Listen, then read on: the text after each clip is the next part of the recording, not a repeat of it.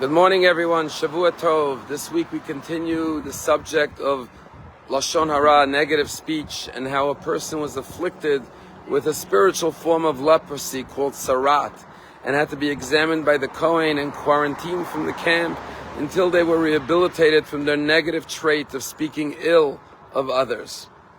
And when you look at the word nega, which means an affliction, the malady, the skin disease, the word nega means affliction, a blemish, but if you look at the word nega in English, it's the first letters of negativity.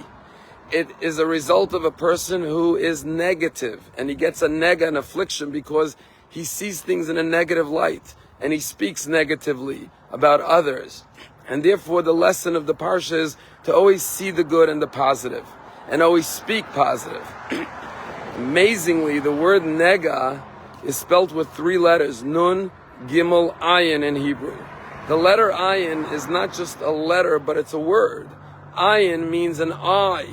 When you spell out the letter ayin, it spells the word ayin, which means an eye. And therefore the source of Lashon Hara comes from a negative eye, looking at things from your left eye rather than your right eye. But here we find something fascinating. There's a word in Hebrew called oneg, like oneg Shabbat, the delight, the pleasure, the joy of Shabbat. Oneg means pleasure, joy. And the letters of oneg are the same 3 letters as nega. The only difference is where you place the ayin, the eye, the letter ayin, which represents the eye.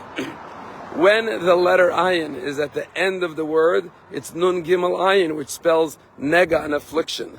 But when you reverse the letters, you scramble the letters, and you put the letter ayin up front, it is transformed to oneg, ayin nun gimel, which means pleasure and delight. And what the Torah is teaching us with this one word is that it's in our hands to determine whether we live a life of nega, of affliction, of suffering, of misery, because we're always perceiving the negative, blaming others for all of our problems, focusing on the challenges and the hardships of life, and living with a victim mentality, or we choose to write a different script, a different narrative. And it all depends where we put our eye. If we focus on the blessings in our life, the goodness in our life, the positivity all around us and in other people, then instead of living a life of affliction, we live a life of joy and pleasure and happiness. And this is something we see right now in Israel, that despite all the suffering and all the tragedy, people are choosing to live a life of joy in the face of this evil and saying, we are going to focus on the good. Last night I saw a video of a soldier who lost a leg in Gaza. He still did not get his prosthetic, so he's in a wheelchair. And he decided to get married now. And it was a beautiful wedding celebration. The bride was standing tall, beautiful bride, radiant in her white gown. And the groom was sitting in a wheelchair with one leg. And at the end of the wedding, it came time for the groom to break the glass. And what did the groom do? He had a chair next to him.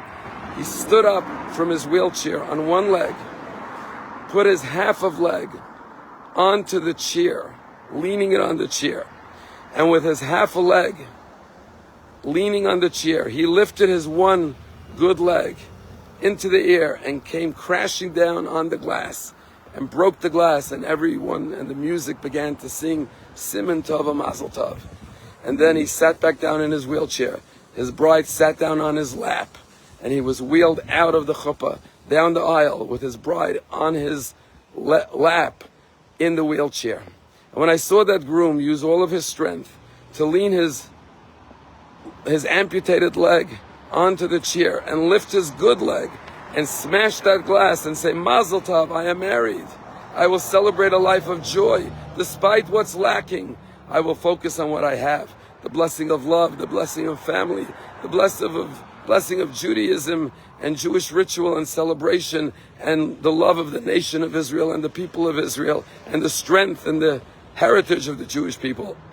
That's what it's all about. It's about transforming the nega, the afflictions in life, and turning them into oneg by placing your eye on what you have and what you've been blessed with, rather than what you are lacking.